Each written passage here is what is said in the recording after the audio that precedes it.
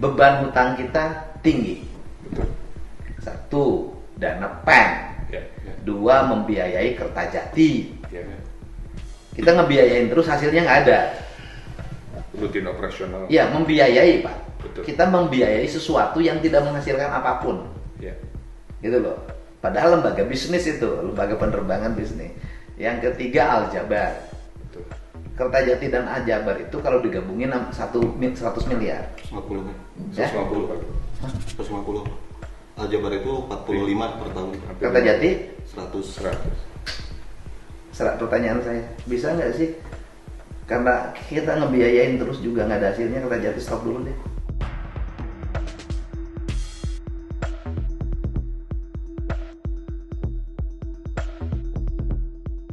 Bandara Udara Internasional Jawa Barat (BIJB) Kertajati kini menghadapi situasi yang tidak mudah. Di balik megahnya infrastruktur, pengelola bandara justru menanggung utang hingga sekitar 2 triliun rupiah. Pada saat yang sama, aktivitas penerbangan domestik di Kertajati tercatat terhenti selama 6 bulan terakhir. Kondisi ini mendorong pemerintah Provinsi Jawa Barat menyiapkan langkah lanjutan termasuk rencana mengalihkan pengelolaan bandara tersebut kepada pemerintah pusat. Lantas bagaimana nasib Bandara Kertajati ke depan? Kita bahas ya.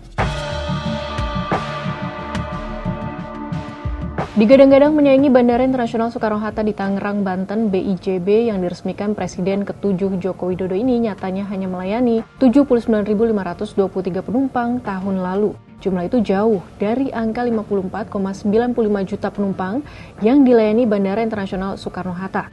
Setelah menghabiskan anggaran 2,6 triliun rupiah, BIJB mulai beroperasi pada 24 Mei 2018.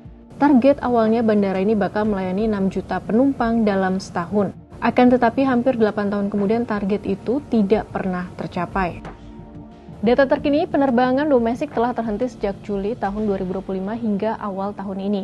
Ironisnya, di tengah minimnya mobilitas penumpang, BIJB perlu menutup biaya operasional yang tidak ringan, yakni sekitar 70 miliar rupiah per tahun. Ada juga utang yang harus dibayar sekitar 2 triliun rupiah. Biaya operasional tersebut selama ini diambil dari dana anggaran pendapatan dan belanja daerah Jawa Barat. Imbasnya mengkhawatirkan. Tahun lalu BIJB hanya mencatatkan pendapatan 16,7 miliar rupiah, sedangkan kerugiannya sekitar 90 miliar rupiah. Pelaksana tugas Direktur Utama BIJB Ronald Sinaga Kamis 15 Januari 2026 menyebut bahwa terdapat faktor pemicu sepinya penumpang di BIJB. Pertama, penurunan drastis jumlah pesawat setelah pandemi COVID-19 di Indonesia dari 750 unit menjadi 330 hingga 350 unit pada tahun lalu. Kedua, kondisi ekonomi masyarakat dan efisiensi anggaran untuk perjalanan. Ketiga, destinasi wisata di daerah sekitar kawasan BIJB belum sepenuhnya terbentuk. Terakhir, faktor kehadiran kereta cepat WUS yang mempercepat perjalanan Jakarta-Bandung dalam waktu kurang dari 60 menit.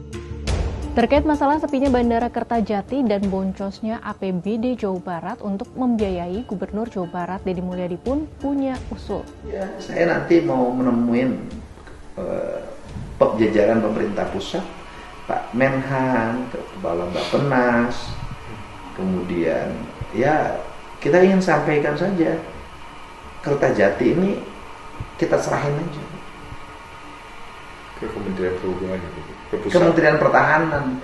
Kalau saya ngajuin tukernya adalah Kertajati menjadi pangkalan udara pertahanan TNI AU plus industri pertahanan dalam negeri. Jawa Barat ngelola Hussein. Sahabat Kompas, apakah di tahun ke-8 ini masalah sepinya penumpang dan meruginya Bandara Kertajati bisa teratasi? Atau justru sebaliknya, Pemprov Jawa Barat dan pemerintah pusat punya jalan tengah yang bisa menjadi solusi terbaik untuk menyelamatkan bandara bernilai triliunan rupiah ini dari ancaman mangkrak?